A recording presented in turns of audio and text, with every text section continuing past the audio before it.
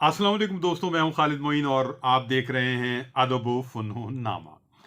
आज अदब फ़नून नामे में हम बुनियादी तौर पर ये बात करने जा रहे हैं कि एक पेंटिंग को कैसे समझा जा सकता है और एक शेर को कैसे समझा जा सकता है।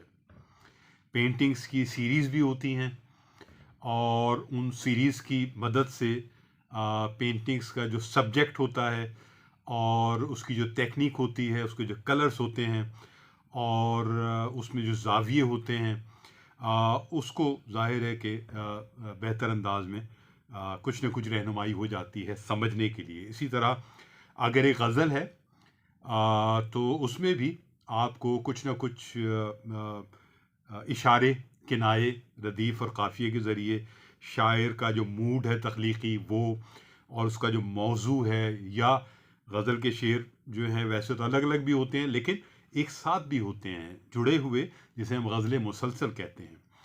तो गज़ल मुसलसल में एक सहूलत ये होती है कि आपको एक तसलसल से मज़ामीन के जो शेड्स हैं वो आपको नज़र आ जाते हैं।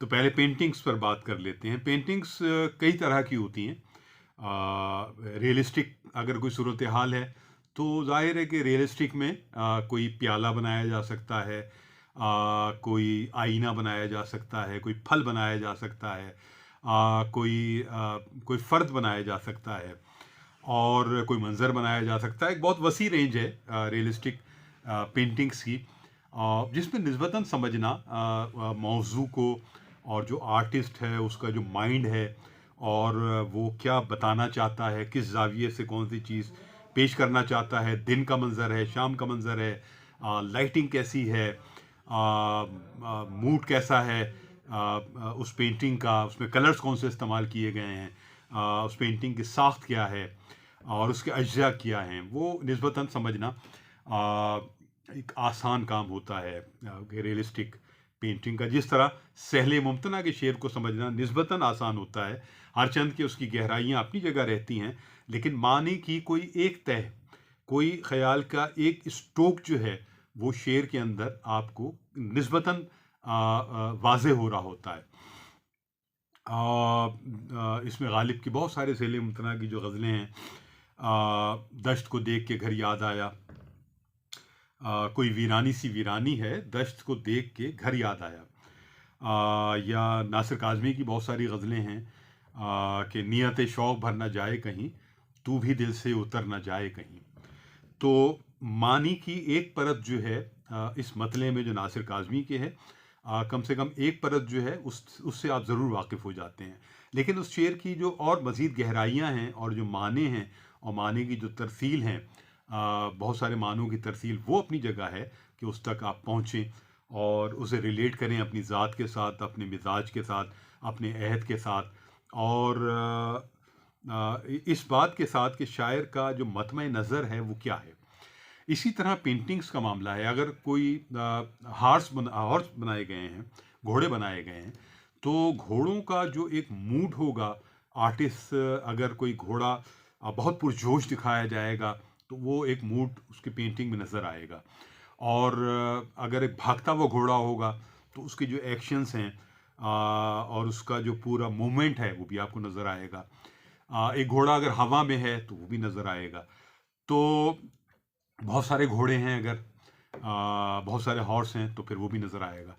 तो अब हॉर्स जो है वो एक ताकत की अलामत है, एक हुक्मरानी की अलामत है, एक क़ुव्वत की अलामत है और इन मानों के साथ आप इस तरह कबूतर हैं, कबूतर जो हैं वो एक अगर वाइट कबूतर है तो वो अमन की और एक सूफियाना टच के साथ कबूतर कबूतर अगर औरत दोनों साथ हैं, जैसे कि जमील नक्श के यहाँ पेंटिंग्स में आपको मिलते हैं मुख्तलिफ़ तरह की उन्होंने पेंटिंग्स बनाई। जो सीप रिसाला है हमारा अदब का जो कि अब भी निकलता है, नसीम दुरानी साहब, तो उसके वो एक शरीक मुदीर भी रहे जमील नक्श साहब, ये बड़ी एक हैरत अंगेज़ बात है।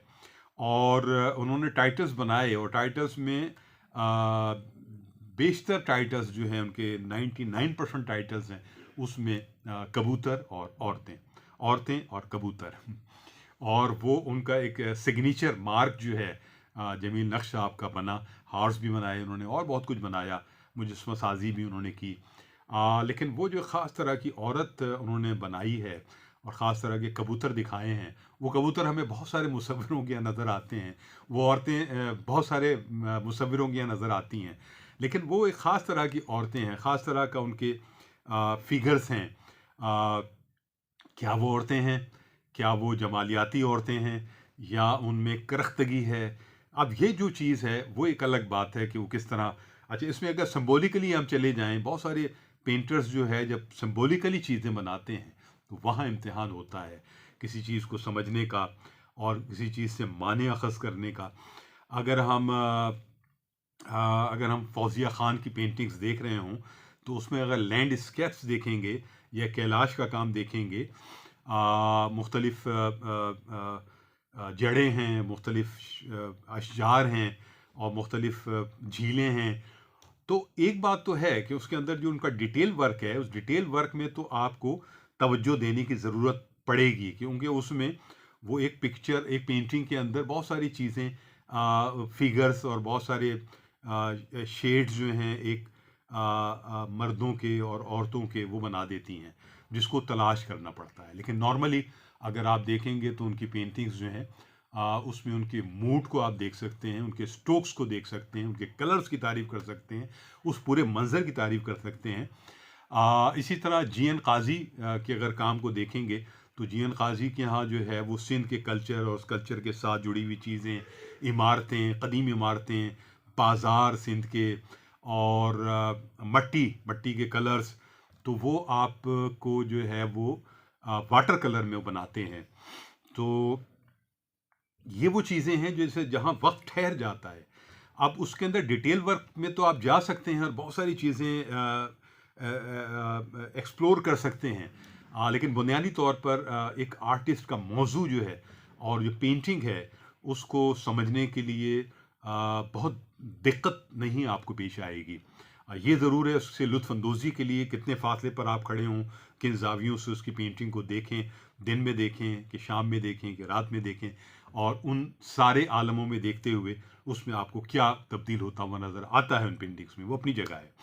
लेकिन इसी तरह तनवीर तनवीर फ़ारूक़ी हैं। तनवीर फ़ारूक़ी ने जो अपने अपने उस्ताद जो हैं, अपने उस्ताद से जो एक जमालियाती औरत, एक मशरिक़ी औरत का जो एक हुनर लिया है और फिर उससे अपने अंदर इनहेल किया है, तो उनके यहाँ एक औरत बहुत खूबसूरत एक पहलू के साथ, खूबसूरत एक फ़िगर के साथ और एक मशरिक़ी तहज़ीब के साथ, एक रिवायत के साथ, और लिबास भी उसका, और उस लिबास के अंदर डिटेल भी आपको, और वो शूट करते हैं पहले बाकायदा अपने मॉडल को, और वो मॉडल्स जो हैं उनकी वो आम घरेलू ख़वातीन होती हैं, लड़कियां होती हैं, नौखेज़ लड़कियां होती हैं, खूबसूरत लड़कियां होती हैं, और फिर उसे बहुत ही इमायत के साथ, खूबसूरती के साथ, वजाहत के साथ तनवीर फ़ारूक़ी उस औरत को बनाते हैं।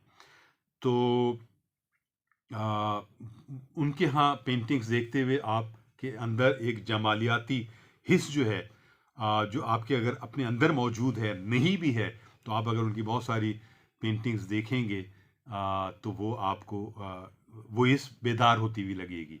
इस तरह वो पोर्ट्रेट भी बनाते हैं, मर्दों के पोर्ट्रेट भी बनाते हैं, ज़ाहिर है ख़वातीन के भी बनाते हैं, पूरी पिक्चर्स भी बनाते हैं, हार्स भी बनाते हैं और बहुत कुछ बनाते हैं, ज़ाहिर है। लेकिन उनकी पेंटिंग्स को मतलब ये है कि समझने के लिए बहुत ही किसी रॉकेट साइंस की ज़रूरत नहीं है। लेकिन लेकिन अगर आप वसी हैदर की पेंटिंग्स जो सिंबॉलिकली हैं, उनकी तरफ अगर आप जाएंगे, टाइम एंड स्पेस या और बहुत सारी चीज़ें, तो उसको समझने के लिए आपको दिक्कत हो सकती है। आपको बहुत ज़ावियों से उसको देखना पड़ेगा, समझने की कोशिश करनी पड़ेगी, फिर भी शायद कुछ समझ में नहीं आएगा। आर्टिस्ट जो मौजूद हैं अगर आपके आसपास, अगर वसी हैदर मौजूद हैं तो आप उनसे मदद ले सकते हैं पेंटिंग को समझने के लिए। अब इसी तरह फ़र्रुख शहाब हैं, तो फ़र्रुख शहाब की जो पेंटिंग्स हैं आमतौर पर वो भी सिंबॉलिकली पेंटिंग्स बनाते हैं। बहुत सारे लोग बना देंगे, फेसेस बना देंगे, फेसेस भी पूरे नहीं होंगे, पूरे अधूरे, औरतें, मर्द, और उसमें एक बाकायदा सब्जेक्ट उनका होता है। उन्होंने सेल्फ पोर्ट्रेट भी बहुत बनाए हैं और भी पोर्ट्रेट बनाए हैं, और लेकिन जो उनका असल जौहर है, जो उनका असल में मैदान और मीलान है, वो एब्स्ट्रैक्ट आर्ट है, और उसमें फिगरेटिव भी है मामला और उसके अलावा भी है। तो अब इनकी पेंटिंग्स को, फ़र्रुख शहाब की पेंटिंग को, या ऐसे इस कबील के, मैं नाम तो खैर इसलिए ले रहा हूँ कि ये मेरे दोस्त भी हैं, मैंने इनका ज़्यादा काम देखा है, इनसे गुफ्तगू भी हुई है। लेकिन होना क्या चाहिए, किस तरह हम देखेंगे, समझेंगे? कुछ लोग कहते हैं कि पेंटिंग्स को समझने के लिए बहुत ज़्यादा ज़हन पर और आँखों पर बोझ नहीं डालना चाहिए। आप पेंटिंग को दूर से देखें, करीब से देखें और देखते रहें, और देखने के बाद जो भी तासुर आपके ज़हन में और दिल में पैदा होता है कि वो किस टाइम में बनाई गई है पेंटिंग, उसका उसका सब्जेक्ट आप क्या समझ सकते हैं, उसमें डिटेल वर्क क्या नज़र आपको आ रहा है, क्या ज़ाविये हैं, क्या स्ट्रोक लगाए गए हैं और क्या कलर्स हैं उसके अंदर। अगर डिम कलर हैं तो वो आर्टिस्ट क्या समझाना चाहता है, अगर बाज़ जगह ब्राइट कलर हैं तो वो क्या समझाना चाहता है, और वो जो उसका मौजू है, बुनियादी तौर पर अगर आपने उसकी 100 पेंटिंग्स देखी हैं, 50 पेंटिंग्स देखी हैं, तो आप उसके उसके मौजू तक, उसके सब्जेक्ट तक किसी हद तक पहुंच सकते हैं, फिर उससे गुफ्तगू करके भी पहुंच सकते हैं।